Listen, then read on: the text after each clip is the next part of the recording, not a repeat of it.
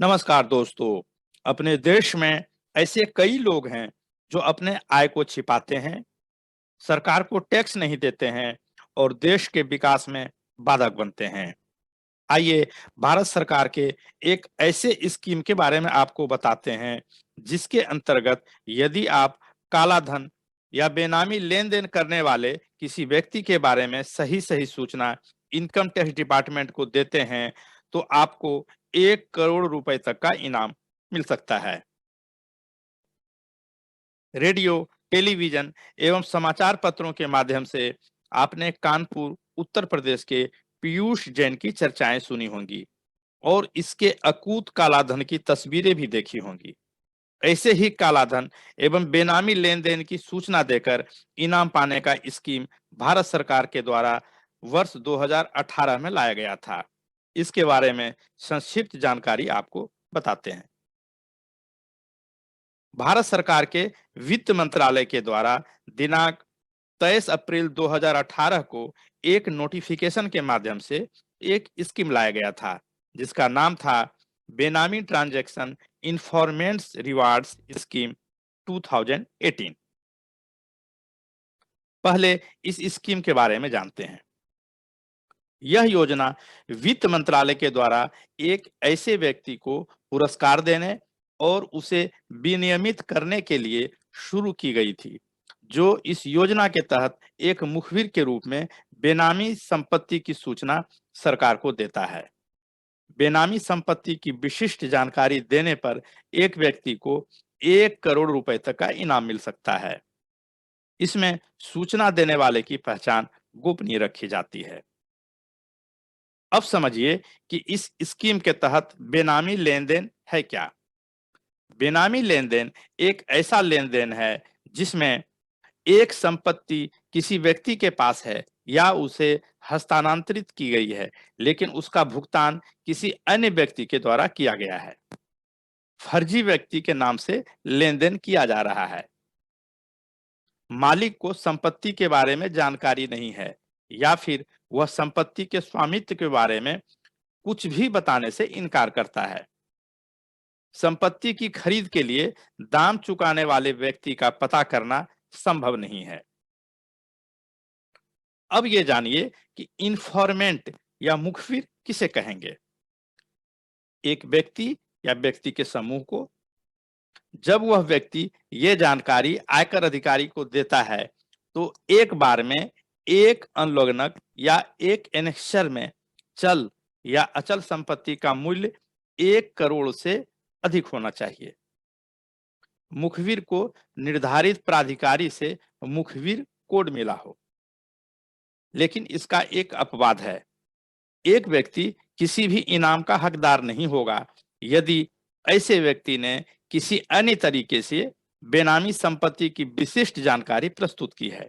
उदाहरण के लिए पत्र, email, CD, WhatsApp, SMS, phone, social networking site में पोस्टिंग के माध्यम से या अखबार या अन्य किसी मीडिया में पत्र प्रकाशित करने पर उसे इनाम नहीं मिलेगा। इस स्कीम का यदि कोई फायदा उठाकर इनाम पाना चाहते हैं तो कौन सी विशेष जानकारी उसे इनकम टैक्स डिपार्टमेंट को देना होगा, ये जान लीजिए। मुखबिर द्वारा दी गई निम्नलिखित जानकारी को विशिष्ट जानकारी के रूप में माना जा सकता है। बेनामी संपत्ति का सत्यापन योग्य विवरण, उस व्यक्ति का नाम और पता जिसके नाम पर संपत्ति अर्जित की गई है, अर्थात बेनामीदार। इस जानकारी के समर्थन में साक्ष्य सहित विश्वसनीय आधार जिससे साबित हो सके कि संपत्ति वास्तव में बेनामी थी। अब आपके द्वारा दी गई सूचना यदि सही निकलती है तो आपको 2 तरीके से इनाम मिलेंगे। पहला इंटरिम रिवार्ड और दूसरा फाइनल रिवार्ड। पहले इंटरिम रिवार्ड के बारे में जान लीजिए। जब्त की गई चल संपत्ति के फेयर मार्केट वैल्यू और अचल संपत्ति के सर्किल रेट के 1% तक का इनाम प्राधिकृत अधिकारी के द्वारा मुखबिर को दिया जाता है। परंतु प्रत्येक एक बेनामी संपत्ति की जानकारी देने के लिए अधिकतम इनाम की राशि 10 लाख रुपए से अधिक नहीं हो सकती है। अब फाइनल रिवार्ड को समझते हैं। जब्त की गई चल संपत्ति के फेयर मार्केट वैल्यू और अचल संपत्ति के सर्किल रेट के 5% तक का इनाम प्राधिकृत अधिकारी के द्वारा मुखबिर को दिया जाता है। फाइनल इनाम देते समय इंटरिम इनाम यदि कोई दिया गया हो तो उस राशि को घटाकर शेष राशि इनाम के रूप में दी जाती है।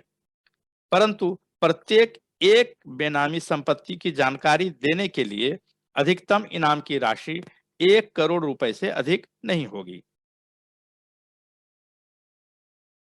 अब ये बताते हैं कि इनाम कितने दिनों के बाद मिलती है।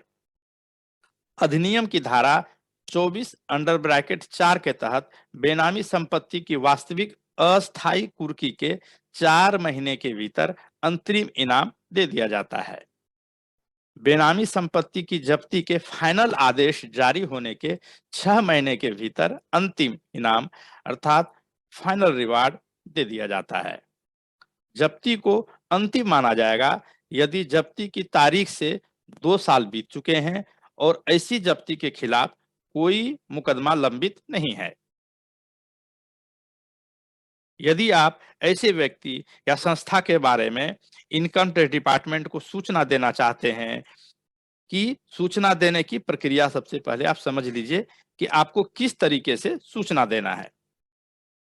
एक व्यक्ति जो इनाम की उम्मीद में विशिष्ट जानकारी देना चाहता है, वह आयकर के संयुक्त आयुक्त या अतिरिक्त आयुक्त आयकर बेनामी निषेध से संपर्क कर सकते हैं। विभिन्न एरिया के संयुक्त आयुक्त या अतिरिक्त आयुक्त आयकर बेनामी निषेध की जानकारी के लिए आयकर विभाग के नीचे दिए गए नोटिफिकेशन को डाउनलोड कर लें। यहां पर सारी सूचनाएं आपको मिल जाएंगी।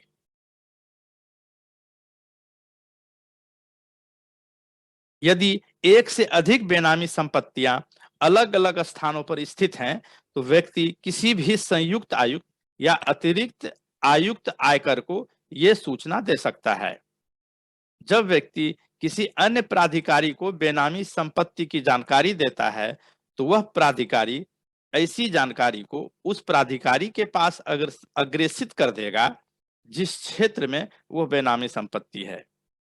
यदि यह सूचना एक से ज्यादा व्यक्तियों के द्वारा प्रस्तुत की जाती है, तो निर्धारित प्रपत्र में विवरण संयुक्त रूप से सभी मुखबिर द्वारा भरे जाएंगे और हस्ताक्षरित किए जाएंगे। उसमें से प्रत्येक को अलग-अलग कोड आवंटित किया जाएगा। ऐसे मामलों में देय इनाम की राशि समान अनुपात में वितरित किया जाएगा।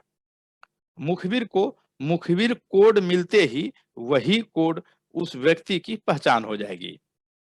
मुखबिर की वास्तविक पहचान केवल संयुक्त आयुक्त या अतिरिक्त आयुक्त आयकर बेनामी निषेध के पास ही होगी।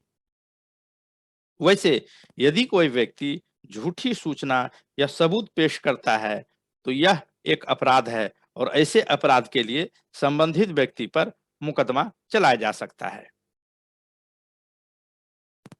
मुझे विश्वास है यह वीडियो आपको अच्छा लगा होगा। हमारे चैनल से जुड़े रहने एवं इसी प्रकार के अन्य ज्ञानवर्धक वीडियो देखते रहने के लिए कृपया इस चैनल को सब्सक्राइब करें, शेयर करें और हाँ, बेल आइकन को दबाना न भूलें। आपका दिन शुभ हो। जय हिंद।